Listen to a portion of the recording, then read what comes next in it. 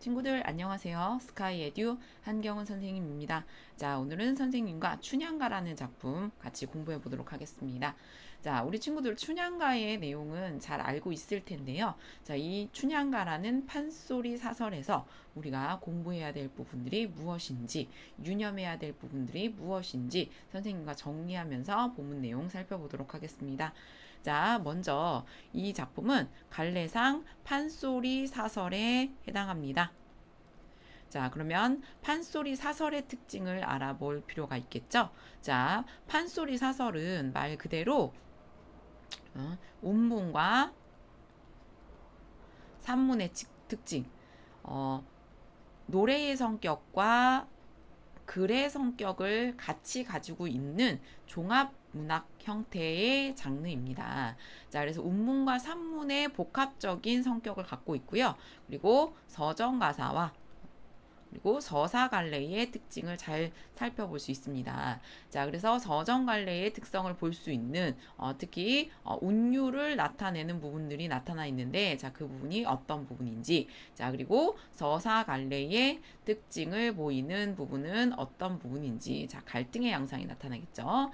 자, 그러한 부분은 어떤 부분인지, 자, 우리가 살펴볼 거고요. 자, 그리고 양반문학과 서민문학, 그러니까 양반과 서민이 함께 즐겼던 문학이기 때문에, 자, 양반들의 특성과 서민들의 특성, 특히 언어 부분에서 잘 나타나 있는데요. 한자어와 그런 비속한 서민들이 쓰는 언어가 공존하는 문학의 형태입니다. 자, 그래서 이런 이중적인 언어가 나타난다라는 것도 특징 중에 하나가 되겠습니다.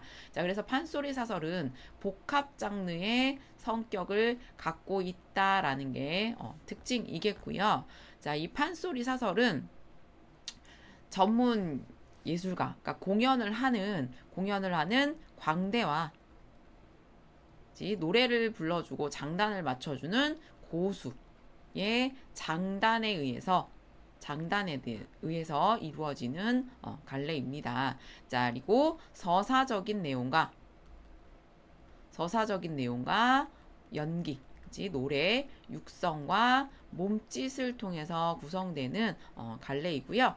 자, 이것을 창극조로, 그러니까 노래를 부르면서, 자, 창극조로 부르는 민속 예술의 형태가 판소리다라는 거 우리 친구들이 알아두셔야 되겠죠. 그러니까 즉 이야기가 함께 그리고 또 연기가 더불어지는 공연의 형태입니다. 그래서 우리 친구들이 잘 알 수 있는 문학의 형태로 예를 들자면 뮤지컬, 그쵸? 자, 우리 친구들이 한 번 정도는 봤을 텐데, 자, 뮤지컬 장르가 노래도 부르면서 그 안에 서로의 대화를 주고받는 극의 형태도 있고요. 그리고 그 배우들의 연기가 이루어져서 공연이 되는 형태이죠. 그래서 이 판소리가 현대로 따지자면 뮤지컬과 유사하다라고 이해를 하시면 조금 이해하기가 편할 것 같네요. 자, 그 다음 이 판소리는 그 평민들에 의해서 시작된 문학입니다. 자, 그렇기 때문에 기록 문학의 형태로 이루어진 게 아니라 입에서 입으로 전해지던 그 이야기들이 거기에 노래를 가미해서 공연을 했던 형태인데요. 자, 그래서 구비문학의 특성이 잘 나타나 있습니다. 자, 일반적으로 구비문학이라고 하는 것은 입에서 입으로 전해졌기 때문에 이 한 A라는 사람한테 듣던 얘기가 B라는 사람한테 가게 되면 조금 새로운 형태로 변형이 돼. 그죠? 자, 그리고 새로운 내용이 삭제되기도 하고 추가되기도 하고 이런 가변성과 유동성 그리고 적층성을 갖고 있다라는 게 특징이 되겠고요. 자, 그래서 이 작품에서도 이런 적층성을 드러내는 부분들이 어떤 부분인지 사람들에게 흥미를 끌어내기 위해서 좀 확대돼서 표현되는 부분들이 어느 부분인지, 그러니까 그게 판소리 사설의 특징이 되기 때문에 춘향가 안에서도 그런 판소리 사설의 특성이 보이는 부분들은 당연히 시험에서 출제가 잘 될 수밖에 없겠죠. 자, 그리고 이러한 구비문학의 성격 때문에 이본들이 굉장히 많습니다. 양반 앞에서 공연이 되었을 때와 평민들 앞에서 공연이 되었을 때 주제를 좀 부각시키는 부분도 차이가 있을 수밖에 없겠고요. 예를 들면 춘향가 같은 경우에서도 양반 앞에서 공연이 될 땐 이 양반들이 실질적으로 이 판소리를 좋아했던 건 그만큼 재미가 있었기 때문인데 이 평민문학의 성격은 뭐야? 양반에 대한 비판이 깔려 있어. 근데 그 부분을 강조를 하게 되면은 이 공연 자체를 할 수가 없게 되겠죠. 그리고 실질적으로 자본을 대는 것도 양반들이었기 때문에 그들의 구미에 맞게 주제를 다룰 수밖에 없었겠죠. 자, 그래서 이 판소리 사설의 주제가 이면적이라는 것도 특징인데요. 자, 그래서 표면적으로 드러나는 주제가 양반 앞에서 공연을 할 때는 굉장히 춘향이라는 인물 자체도 현숙한 여인, 끝까지 정절을 지키는 여인으로서 그려지게 되고요. 그리고 평민들 앞에서 공연이 될 때는 좀 그 이도령을 유혹하는 그런 좀 그 여인으로 좀 저돌적인 여인으로 그려집니다. 자, 그래서 뭐 이도령과의 그 밤을 즐기는 그런 모습에서 조금 과감한 여인의 모습이 그려진다든지 그런 평민들의 구미에 맞게끔 이 춘향의 모습도 달라지게 되죠. 자, 이것도 전체적으로 구비문학의 성격이 담겨져 있는 부분이라고 볼 수 있겠습니다. 자, 우리 친구들이 이 춘향가에서 보이는 판소리 사설의 특징을 잘 이해를 하셔야 각 부분에서 어떤 부분들이 중요한지, 뭐 춘향이가 정절을 잘 지키는 여인이었고 이도령은 뿅 나타나서 탄가놀이를 그 숙청하고 뭐 이런 내용들 이런 주제들은 사실은 잘 알고 있잖아. 근데 그 안에서도 어떤 부분들을 좀 눈여겨 봐야 되는지를 잘 판단할 수 있기 때문에 우리 친구들이 판소리 사설의 특징도 반드시 기억을 하고 들어가셔야 되겠습니다. 자, 이 춘향가가 판소리 소설이죠. 그럼 이 판소리 소설이 만들어지던 과정도 있었을 텐데 그 발전 과정 또한 시험에서 출제되는 요소가 될 수밖에 없습니다. 자, 그래서 이 발전 과정, 변천 과정을 선생님과 한번 살펴보고 가도록 할게요. 자, 이 춘향가가 변천하게 된 과정은 첫 번째로 배경설화, 이 배경설화들이 모여서 하나의 춘향가라는 판소리 사설이 만들어지게 된 거죠. 자, 그러면 이 춘향가라는 판소리 사설에 어떠한 배경설화들이 반영이 되어 있는지 또 알고 있어야 되겠죠. 자, 이 배경설화, 즉 근원설화로는 관탈민녀설화, 그 다음에 신원설화, 그 다음에 염정설화, 그리고 암행어사설화. 자, 그래서 요런 내용들이 담겨서 춘향가가 만들어지게 됐고, 춘향가가 춘향가로 발전이 되게 됐고요. 이 판소리 소설은 고전 소설인 판소리계 소설이죠. 자, 고전 소설인 춘향 전으로 발전이 되게 됩니다. 자, 이 춘향전은 소설임에도 불구하고 판소리의 성격이 어느 정도 반영되어 있기 때문에 이 고전소설인 춘향전에서도 다른 고전소설하고 차이가 잡히는 부분이 무엇인지를 비교하는 게 중요할 수밖에 없겠죠. 자, 그 다음 이 고전소설이 신소설로 발전되어서 이해조의 옥중화라는 작품으로 발전이 되게 됩니다. 자, 판소리 소설, 판소리 사설, 그러니까 춘향가와 춘향전 뭐 이것뿐만 아니라 판소리로 발전이 되었던 작품들은 이 발전 과정을 이해하는 것 그리고 이것을 기억하는 게 중요합니다. 자, 그래서 이 춘향가에는 또 어떠한 설화들이 반영되었고 어떻게 발전되어 있는지에 대한 건 우리 친구들이 기억을 해 두시는 게 좋겠죠. 자, 그래서 이 내용을 바탕으로 해서 우리가 뒤에 있는 본문을 살펴보도록 하겠습니다. 자, 전체 줄거리 잠깐 살펴볼게요. 인물 체크하는 거 중요하죠. 기생의 딸 춘향과 남원부사의 아들 이몽룡, 이 둘은 사랑하는 사이죠. 자, 여기에서 이 기생의 딸이라는 건 천한 신분이었죠. 이 천한 신분이었던 기생의 딸이 남원부사의 아들인 이몽룡과 사랑을 한다라는 내용은 그 당시에 자유 연애 사상이 반영되어 있는 부분입니다. 자, 그 당시에 유교적인 모습을 조금 깨는 혁신적인 부분이 되겠죠. 자, 그래서 이런 자유연애 사상이 반영되었다라는 거, 부분의 특징이라고, 전체적인 주제의 특징이라고 볼 수 있고요. 그러니까 봉건적인 어떤 도덕관념, 그죠? 봉건적인 도덕관념을 깨트리는, 그러니까 이것에 맞서는 태도를 보여주고 있다. 자, 이런 부분들도 평민의 의식이 그만큼 성장했고, 그러니까 이 춘향이라는 인물을 통해서 평민들의 이런 당시에 어떤 억압 이런 것들을 해소하려는 하나의 표현이다라고도 볼 수 있겠죠.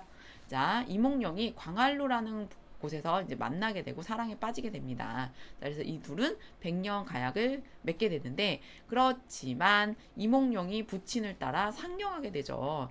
자, 그래서 둘은 정표를 나누고 이별을 합니다. 자, 이몽룡의 부친이 이 지역, 남원 지역의 사또였는데, 그러니까 서울로 이제 올라가게 된 거죠. 그래서 그 자리로 변학도라는 인물이 내려오게 되는데, 자, 얘는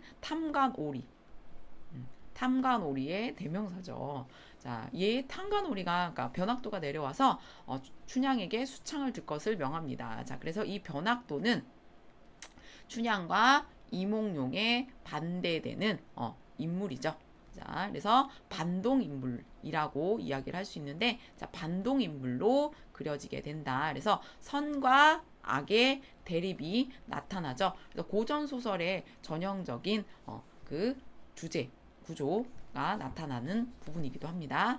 수청이 둘 것을 명령한다. 춘향은 갖은 고초를 겪으나, 자, 이게 지금 전통적인 여인의 모습이죠. 그치? 사랑하는 남자를 위해서 자신의 정절을 포기하지 않는 춘향의 모습입니다. 자, 이러한 주제가 이 춘향전에서 표면적으로 드러나는 부분이겠죠. 자, 판소리 소설이나 판소리에서 이면적인 주제가 나타난다라고 했는데, 자, 주로 표면적인 주제, 그러니까 양면적인 주제가 나타나는데, 표면적인 주제로는 주로 유교의 이념에 맞는 주제들을 내세웠고요. 그래서 이 춘향전에서는 그 여인의 정절, 이게 표면적으로 드러나는 주제이겠고, 이면적인 주제는 그 서민들의 의식이 반영된 거죠. 세태에 대한 풍자, 양반에 대한 풍자가 담겨 있는데요. 자, 이 이면적인 주제로는 여기에서 나타난 자유연애 사상, 그리고 신분이 낮은 춘향이라는 인물이 이몽룡이라는 인물과 사랑에 빠질 수 있다라는 건 신분의 상승이 가능하다라고 보는 거죠. 그래서 신분 해방이라는 의식이 담겨 있습니다. 자, 그래서 이렇게 두 가지의 주제가 드러나는 게 이 춘향가의 중요한 부분이다라는 것도 우리 친구들이 이 전체 주거리를 통해서 기억을 해두시면 좋겠습니다.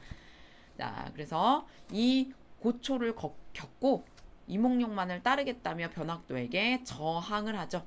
그래서 주변 사람들은 모두 춘향을 동정하고 뒤늦게 관아에 온 춘향 모치는 춘향의 매를 맞아 죽는 줄 알고 관리들을 원망하며 통곡하는 내용이 이어지게 됩니다. 그러니까 실질적으로 이 춘향이라는 인물은 기생의 딸이었기 때문에 춘향의 신분도 어미의 신분에 따라서 천민에 속하게 됩니다. 그러면 지금 여기에 변학도가 사또로 와서 너 일로 와.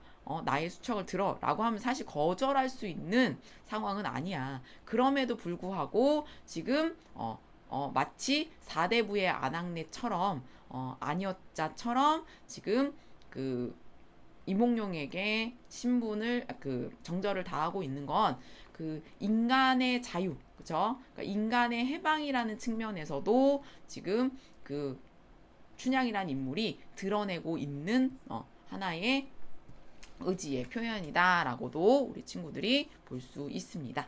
자, 이 작품을 이해하기 위해서는, 그러니까 판소리, 그쵸? 그걸 이해하기 위해서는 판소리에 대한 장단을 이해하는 게 중요한데, 자, 아까도 얘기했듯이 판소리는 노래, 즉 창에 해당하는 부분과 글에 해당하는 안일이, 요것이 반복적으로 일어나는데요. 자, 창 부분에서는 정서를 고조시키는 역할을 하고, 안일이는 정서를 이완시키는 역할을 하게 되는데, 이 창과 안일이가 반복되어서 나타납니다. 그 얘기는 즉 정서를 고조시켰다, 이완시켰다, 고조시켰다, 이완시켰다. 그러니까 이런 과정을 반복한다. 자, 계속해서 고조를 시키는 것보다 오히려 이완을 시켰다 고조를 시키게 되면 그 정서를 나타내는 부분이 더 강조가 될 수밖에 없겠죠. 자, 그래서 그런 효과를 노리고 있는 거다, 나타내려고 하는 것이다 라는 걸 알아두시고요. 이 판소리의 장단이, 그러니까 노래를 그냥 하는 게 아니라 전체적인 분위기에 맞게, 상황에 맞게 이 빠르기도 조절을 합니다. 자, 그렇기 때문에 앞에 표현되어 있는 이게 진양조인지 중몰이인지 중중몰이인지, 자, 이걸 파악하는 게 중요하겠고요. 내신 시험에서는 여기를 가로 쳐놓고 우리가 내용을 파악해서 이곳이 슬픈 대목이니 이것은 진양조가 적절하겠구나 라는 장단들을 채워 넣는 것도 시험에서 출제되는 부분이기 때문에 우리 친구들이 일단은 이 판소리 장단의 빠르기, 그래서 이걸 통해서 나타내려고 했던 분위기는 무엇인지를 이해하는 게 중요하겠고요. 그리고 본모드로 넘어가서는 어떠한 내용인지, 이게 지금 뭐 슬픈 장면인지 아니면 극적인 장면인지 아니면 뭐 즐거운 장면인지 요거를 이해하는 게 중요하겠죠. 자, 그러면 판소리 장단의 그 빠르기에 따라서 이렇게 선생님이 정리를 해놨는데, 진양조는 가장 느린 장단입니다. 자, 그래서 주로 슬픈 대목이나 극적인 전개를 조금 느슨하게 해서 서정적인 분위기를 나타내는 대목에서 주로 사용을 하고요. 그리고 중몰이는 중간 빠르기, 그래서 주로 사연을 담담하게 서술하는, 그러니까 일반적인 어떤 패턴인 거죠. 자, 그래서 서정적인 대목에 쓰이는 장단입니다. 그래서 춘향이의 자신의 심정을 좀 담담하게 서술할 때에 중몰이 장단을 쓰게 되죠. 자, 그 다음에 요거보다 조금 더 빠르게 표현하는 게 중중몰이인데, 조금 더 흥겹고 멋들어지는 대목, 흥을 조금 북돋는 역할을 할 때에 중중몰이를 사용하게 됩니다. 그래서 특히 춤을 추는 대목에서 주로 쓰이고요. 춘향 모친이 춤을 추는 장면에서 어울리는 장단입니다. 자, 그 다음에 자진몰이. 자진몰이는 중중몰이보다 빠르게 나타나는 부분이죠. 그래서 그냥 흥겨운 분위기라기보다는 훨씬 더 좀 격동적이고 정서가 좀 고조되는 부분에서 나타나게 되는데요. 그래서 어떤 일이 차례로 벌어지거나 여러 사건을 쭉 늘어놓는 대목에서 주로 나타나고요. 왜냐하면 이렇게 늘어지는 제목들은 이렇게 뭔가 이렇게 나열을 해야 되는 것들은 늘어지면 지루해지잖아. 그러니까 그러기 때문에 좀 속도를 붙여서 표현을 하는 부분입니다. 자, 그리고 격동하는 부분. 그러니까 일반적으로 그 딸이 자신을 찾는 소리를 듣자마자 춘향 모친이 막 달려가는 부분이 나오는데, 그러니까 그런 부분들은 그냥 즐거움보다는 조금 더 감정이 격해지는 부분이죠. 자, 그렇기 때문에 여기는 자진몰이가 나타나고요. 그 다음에 엄몰이는 조금 더 빠르게, 그리고 휘몰이 같은 경우는 그 이몽룡, 그죠? 이몽룡이 어사또가 되어서 지금 변학도를 몰아내기 위해서, 그러니까 판단하기 위해서 나타나는 그 부분에서 휘몰이 장단을 써서 전체적으로 아주 뭔가 빠르게 벌어지는 대목, 그러니까 절정에 해당하는 느낌을 주는 게 휘몰이 장단이다라는 거 꼭 기억해 두시기 바랍니다. 자, 그래서 그 해당하는 내용에서 어떤 장단이 쓰이는지에 대한 것들을 채우는 문제도 나오고, 뭐 그냥 간단하게 서술형 문제로 이 빠르게 에 맞게 장단을 서술하라 라는 문제도 나올 수 있기 때문에 우리 친구들이 이 순서는 기억을 해 두셔야 되겠습니다. 자, 그러면 본문의 내용을 보도록 하겠습니다. 자, 본문의 내용은 춘향이가 잡혀가게 되고, 춘향이 엄마가 기생이니까 기생들이 있을 거 아니야. 그러니까 언니들이라고 불렀겠죠.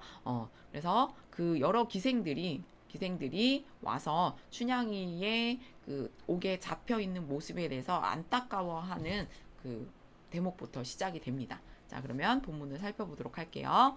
자, 안일이부터 시작을 하죠. 자, 이거는 그 산문, 글에 해당하는 부분이었죠. 자, 그때에 장방청 여러 기생이 소문을 듣고, 그러니까 춘향이가 매를 맞아 죽었다는 소문을 듣고 옵니다. 자, 서로 주세를 따라 부르며 들어오는디. 자, 그래서 이제 그 노래를 부르는 내용이겠죠. 빠른 중몰이. 조금 뭔가 이렇게 그 절박한 상황이잖아. 친구가 지금 동료가 죽었다고 하는데. 자, 그래서 빠른 중몰이로 나타나게 됩니다. 자, 이 빠른 중몰이는 다른 그 판소리에서는 흔하게 볼 수 없는 부분이기 때문에 자, 이 부분은 시험에서 더욱이 특히 또 잘 나올 수 있으니까 우리 친구들이 꼭 기억을 해 두시기 바랍니다. 자, 여러 기생들이 들어온다. 여러 기생이 들어온다. 자, 반복을 함으로써 운율감을 형성하기도 하고요. 그러니까 이들의 좀 그 정서를 강조하는 효과도 나타나겠죠. 서로 부르며 들어오는디. 아이고 형님, 아이고 아짐. 자, 이건 방언이고요. 그러니까 춘향이를 부르는 소리죠. 동생, 춘향이가 매를 맞고 생중업을 당했다네. 아이고 불쌍하고 아이고 아까워라. 어서 가서 청심한 갈아라. 그래서 여기에서는 기생들의 춘향이의 죽음, 그러니까 죽은 줄 알고 지금 쫓아오는 거잖아. 그래서 걱정하고 안타까워하는 모습이 잘 나타나 있습니다. 자, 끼리끼리 동지끼리 천방지축에 들어올지 또 어떠한 기생 하나. 자, 요게 중요한데요. 어떠한 기생 하나. 자, 얘가 좀 독특한 반응을 보입니다. 다른 사람들은 다 울며 불며 들어오는데 선춤을 추면서 들어옵니다. 신나게 춤을 추면서 들어옵니다.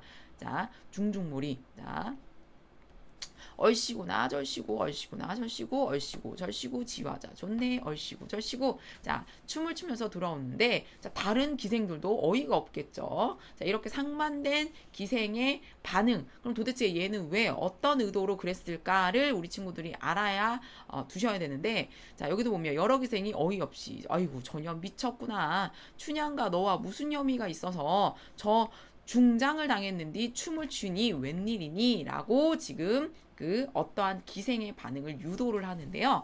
자, 이렇게 불쌍한 처지에 춘향이가 했는데 도대체 네가 무슨 원수가 지었길래 이렇게 춘향이가 이런 모진 상황에 처해 있는데 춤을 추고 즐거워하느냐라고 의아해하는 반응인 거죠. 자, 그러면 이 어떠한 기생이 어떤 답을 하냐. 여기에서 당시의 사회적인 모습이 잘 나타납니다. 자, 즐거워서 그랬던 게 아니라 여기를 잘 보시면 너의 말도 옳거니와 이내 말을 들어봐라. 내 말을 들어봐라. 진주의 의암 부인 나고 평양의 월선 부인 나고 안동기생 일지홍. 자, 이런 부인들은 그 기생으로서 높은 벼슬에까지 올라갔던, 높은 위치에까지 올라갔던, 연려로 인정받았던 그 기생들입니다. 자, 살아있는 연려문 세워 천추유전하여 있고 선천기생 아해로되 칠거 악한 문을 들어있고 청주기생 화월이 난 3층 가게에 올랐으니 우리 남원대도 관내 충렬이 없었다가 춘향이가 연려되어 우리도 이번 남원에 연려문이 세워줄 수 있겠다라는 얘기를 하는 거야. 그러니까 그냥 연려라는 것이 그냥 나올 수 있는 게 아니야. 그냥 내가 사랑하는 남자를 기다린다라는 것만으로 연려가 될 수 있는 게 아니라 최소한 죽음 정도는 이겨내는 이런 역경들을 견뎌내야 연려로서 인정받던 사회였던 거야. 그러니까 지금 춘향이가 이런 가진 고초로 최소한 죽음 정도는 당해야 연료로 인정받을 수 있었던 거죠. 자, 그렇기 때문에 그냥 차라리 어설프게 죽어 그냥 아무도 인정받지 못하고 죽는 것보다는 그냥 천한 신부들 이렇게 있는 것보다는 죽어서 연료로 인정받아서 그렇게 하는 게 오히려 잘된 거 아니냐, 잘된 거 아니냐 라고 얘기하고 있는 거죠. 자, 그래서 이 부분에서는 무엇을 나타내고 있는 거냐면 그 당시에 여인들의 모습이 담겨 있는 건데, 자, 연려로 인정받기 위해서는 최소한 죽거나 아니면 사람들이 견딜 수 없는 그러한 가혹한 그런 순환들을 견뎌내고 참아야지만 인정받을 수 있었던 사회였던 거지. 자, 그래서 그 당시에 남편이 죽으면 여인이 이제 수절을 해야 되는데, 그러니까 이렇게만 한다고 해서 연료를 인정받는 게 아니란 말이야. 그래서 시댁에서 며느리를 일부러 막 죽인다든지, 그래서 남편을 따라갔다, 뭐 이런 연료로 만들어내는 그런 사회적인 분위기들이 팽배했던 사회였습니다. 자, 그래서 이 지금 기생, 그죠? 다른 기생들과 다른 반응을 보이는 이 춤을 추며 들어오는 기생은 춘향이가 이렇게 되었으니 그냥 연려로 인정을 받겠구나. 그러니까 연려가 될 것이라는 기대감 때문에 춤을 춘 거죠. 어차피 죽을 거면, 아니면 어차피 그냥 이렇게 고문만 그냥 어설프게 당하느니 연려로 인정받을 정도로 얘가 행시를 해서 그 연려문이 세워져 지겠구나. 그러니까 이런 기대를 한 거죠. 그래서 이게 오히려 잘 된 거 아니냐라는 생각을 한 거죠. 그러니까 얘가 지금 춘향이가 이렇게 된 거에 안타깝지 않은 건 아니야. 너무나 안타까운데 이렇게 모진 고생을 할 바에는 연려문이라도 세워져서 인정을 좀 받았으면 하는 마음이 담겨 있는 거죠. 자, 그래서 교방청에 현판감이 생겼으니 어찌하니 좋을쓰냐. 그래서 춘향의 불행에 기뻐하는 이유가 담겨 있고요. 이것을 통해서 이 연려의 기준 자체가 굉장히 높아져. 너무너무 높아져서 죽어야지만 연려로 인정받을 수 있다. 뭐 요 정도의 그 당시에 그 사회적인 분위기가 깔려 있는 모습에 대한 그 왜곡된 사회상을 풍자하는 부분이 되기도 합니다. 자, 그래서 이 부분은 시험에서 많이 출제가 되기 때문에 우리 친구들이 꼭 기억을 해 두셔야 되겠습니다. 자, 됐죠? 자, 그 다음 보겠습니다. 자, 중몰이. 사정이는 춘향이를 얻고 향단이는 칼머리를 들고 춘향 모친 여러 기생은 뒤를 따라 옥으로만 내려갈째 춘향 모친 기가 막혀. 아이고 내 신세야. 아곡을 여곡할 때 여곡을 아곡하니. 자, 이 부분이 해석이 잘 안 되는데, 자, 아곡 이거 나 아자죠. 이거는 이제 너라는 의미고요. 그래서 아곡을 나의 곡을 네가 해야 되는데 지금 너의 곡을 내가 하니, 그러니까 부모인 내가 너의 곡을 하니 얼마나 슬픈 일 아니냐라는 얘기를 하고 있는 거예요. 자, 내 울음을 누가 알며? 그러면은 지금 내가 너에게 곡을 해주고 네가 죽으면 나의 장례는 누가 치러준단 말이냐. 그래서 이런 부분에서 보면은 춘향의 모친도 굉장히 좀 현실적인 그 사고관을 갖고 있는 사람이라고 볼 수 있겠죠. 아장을 여장할 띠 여장을 아장하면 나의 장사를 네가 해줘야 하는데 내가 너의 장을 해주면 내 장사는 도대체 누가 지어주냐. 원수로다 좀비 귀천이 원수로다. 그러니까 이 상황에 대해서 자신의 신세를 한탄하는 춘향 모친의 모습이 잘 나타나 있습니다. 자, 네가 만일 죽게 되면 70당년 늙은 내가 누구를 믿고 살겠습니까? 이거죠. 춘향에 대한 걱정보다는 자신에 대한 신세를 한탄하는 춘향 모친의 모습도 살펴볼 수 있습니다. 자, 그렁저렁 길을 걸어 옥문간 당도하니 사정이 춘향의 옥에 넣고 옥새를 절컥절컥 채워놓으니 15야 둥근 달이 구름 속에 잠겼구나. 그래서 배경묘사를 통해서 전체적인 분위기를 나타내는 부분입니다. 자, 여기까지가 춘향이가 옥에 잡혀가는 부분인데요. 자, 기생들의 모습과 그리고 그 중에서도 춤을 추는 기생의 모습, 그리고 춘향 모친의 모습, 그리고 어떤 장단으로 표현되어 있는지 우리 친구들이 꼭 살펴보셔야 되겠습니다. 자, 그러면 이제 뒤에 부분에서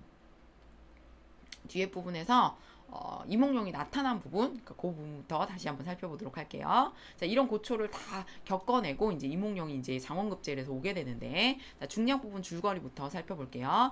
이몽룡은 장원급제하고 어사가 되어 남원에 돌아오는데 처음에는 이 신분을 숨기고 돌아오게 됩니다. 그래서 백성의 어려운 처지와 춘향이 옥에 갇혀 있는 사연을 접하게 되고 변학도의 생일 잔칫날에 이몽룡의 어사출도로 잔치판이 아수라장이 되게 됩니다. 자, 이런 모습은 그 이몽룡이 탐관오리를 응징하는 모습이죠. 그래서 서민들이 양반에 대한 비판, 그 탐관오리에 대한 비판을 하고 있는 모습이고요. 그리고 그것을 해소하는 그런 평민들의 의식이 담겨 있는 부분이다라고 볼 수 있겠죠. 자, 이몽룡은 춘향을 불러내어 어사인 자신의 수청을 드는 것은 어떻겠냐라고 다시 한번 춘향의 정절을 확인하게 되는데, 자, 이걸 통해서는 이 이몽룡의 지금 성품 자체가 굉장히 좀 우뭉스럽구나 라는 것도 확인할 수 있겠죠. 미처 그를 알지 못한 춘향은 차라리 자신을 죽여달라고 대답하는데, 그러니까 그 상황이 담겨 있는 부분입니다.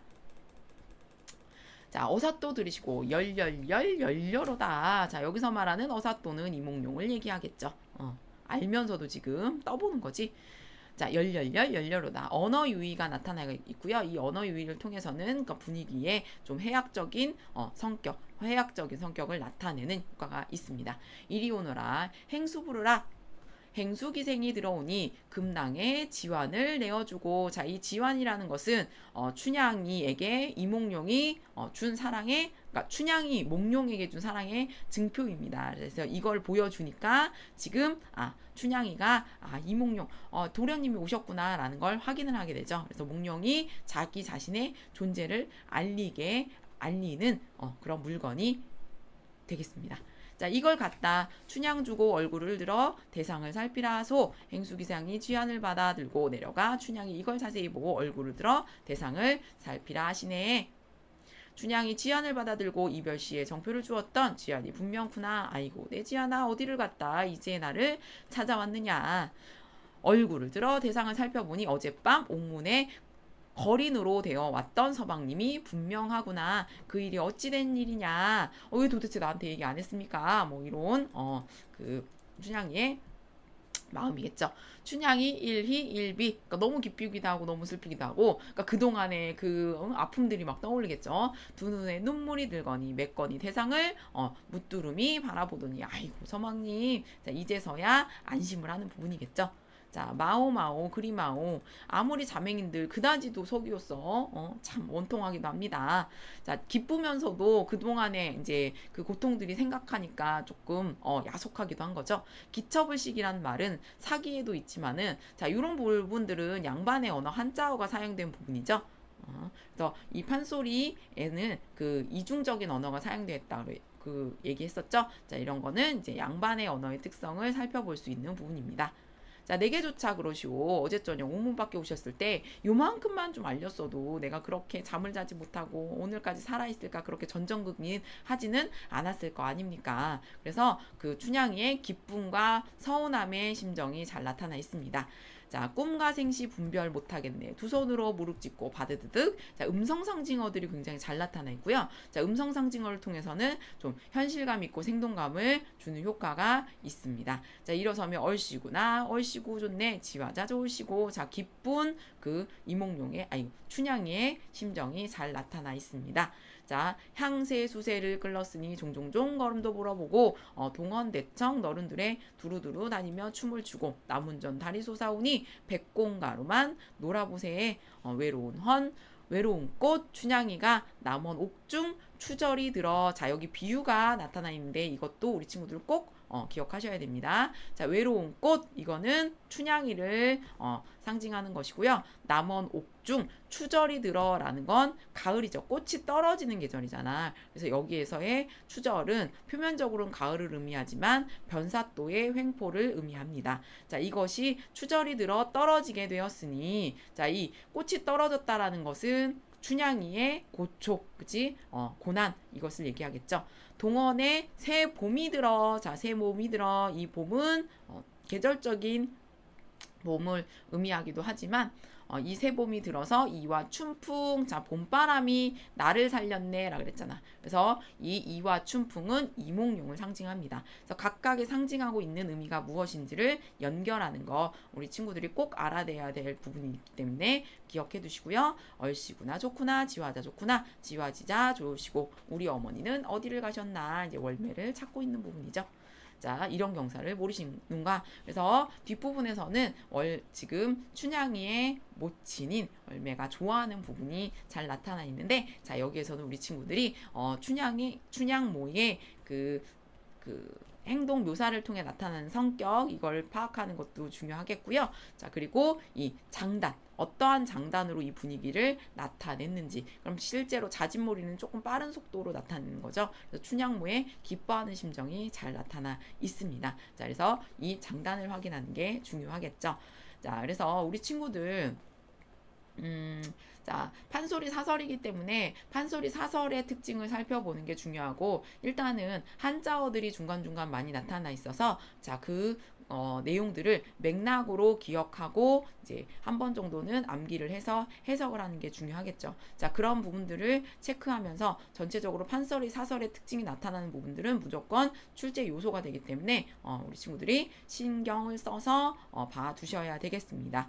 자, 그러면 전체의 내용을 다시 한번 정리를 해볼 건데요. 자, 이 작품은 판소리 사설이다. 그래서 산문과 운문의 복합적인 장르의 특성을 가지고 있고요. 그리고 해학적인 성격과 풍자적인 성격이 잘 나타나 있다. 자, 그리고 주제도 이면적인 주제로 나타나 있다라고 얘기를 했습니다.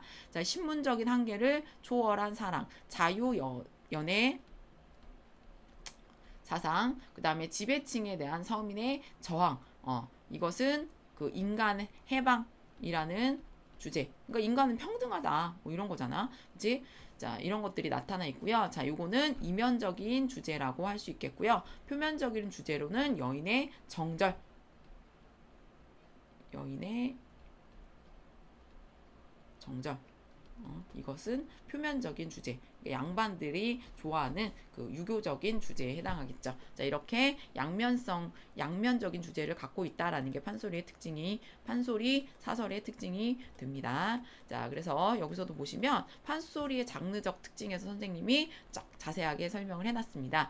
종합 예술성을 가지고 있다. 이야기, 음악, 극이 어우러져 있는 예술의 특성을 갖고 있고요. 그리고 전문 광대에 의해서 공연되는 전문성을 가지고 있는 장르였다. 그리고 입에서 입으로 전해지던 구전성을 갖고 있는 특징이 있기 때문에 적증성과 가변성, 이본이 많다라는 얘기 했었죠. 그리고 향유층이 확대되어서 그러니까 서민층에서 향유되다가 이게 굉장히 재미가 있었기 때문에 양반층까지 향유하게 되고, 그렇기 때문에 서민과 양반들이 모두 좋아하는 주제들을 담아내야 되겠죠. 자, 그래서 이원적인 성격, 양반층의 언어와 평민들의 언어, 그리고 주제도 양반들의 주제와 좋아하는 유교적인 주제와 평민들이 그런 의식이 담겨 있는 주제들이 담겨 있다라는 게 중요한 특징이다 라고 이야기를 했습니다. 자, 그래서 해학성과 풍자성이 또 서민문학에서의 특징이 되기 때문에 자, 이게 나타나는 부분은 어디인지 우리 친구들이 꼭 기억을 하셔야 되겠죠. 자, 그럼 이런 내용들을 바탕으로 해서 선생님이랑 문제를 간단하게 한번 풀어보도록 하겠습니다. 자, 당대의 보편적 가치관이었던 자유연애 사상이 반영되어 있다. 자, 자유연애 사상이 반영되어 있는 건 맞지만 당대의 보편적 가치관은 아니었죠. 자, 그래서 틀린 선택지가 되겠고요. 변학도는 지배층의 횡포를 보여주는 주동인물이다. 자, 주동인물, 즉 주인공과 반대의 그 가치를 가지고 갈등을 일으키는 인물은 주동인물이 아니라 반동인물이라고 합니다. 자, 그래서 변학도가 지배층의 횡포를 보여주는 건 맞지만 주동인물이 아니라 반동인물에 해당하고요. 그리고 조선 후기 서민의 의식이 반영되어 있다. 자, 요거는 맞는 선택지죠. 그 다음에 산문적 요소가 중심이 되며 운문이 섞여 있다. 자, 여기선 산문적 요소인 안일이와 창이 섞여 있는 건 맞지만 판소리는 창이 주가 되고요. 그리고 안일이가 이제 보조적인 역할을 합니다. 그래서 이 중심이 된다라는 말이 어색하죠. 자, 그렇기 때문에 X. 이 창과 안일이가 반복 교차되면서 갈등과 이완을 반복한다라는 얘기했습니다. 그래서 이 노래가 갈등을 고조시키는 역할, 그러니까 정서를 고조시키는 역할을 하고요. 안일이 산문적인 요소가 정서를 이완시키는 그 기능을 한다라는 것도 꼭 기억을 해두시고요.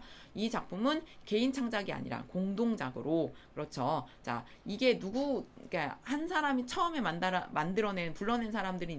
불러낸 사람이 있었겠지만 이게 입으로 전해지면서 이제 유행이 된 장르죠. 자, 그렇기 때문에 전해지면 그래서 이게 내용들이 조금씩 변화가 된다 그랬잖아. 그래서 공동작이다. 그러니까 설화가 여러 개가 합쳐져 있는 형태였죠. 그래서 적층문학의 성격을 보여주고 있다라는 거 특징 맞는 선택지겠고요. 부도덕하고 탐욕스러운 지배층에 대한 저항이 반영되어 있다. 자, 이것도 맞는 선택지가 되겠습니다. 자, 우리 친구들 춘향가라는 작품 내용을 알고 있기 때문에 좀 쉽게 생각할 수 있겠는데 판소리 사설의 특징을 정확하게 알고 있어야 문제 자체도 쉽게 해결될 수 있기 때문에 그리고 내용 자체가 어렵지 않아서 시험에서는 그 내용적인 부분보다 이런 형식적인 부분을 시험에서 많이 출제할 수 있다라는 거 우리 친구들이 염두에 두시고 좀 꼼꼼하고 자세하게 공부를 해 두시기 바랍니다. 자, 오늘 고생하셨고요. 다음번에 만나도록 합시다. 자, 수고하셨습니다.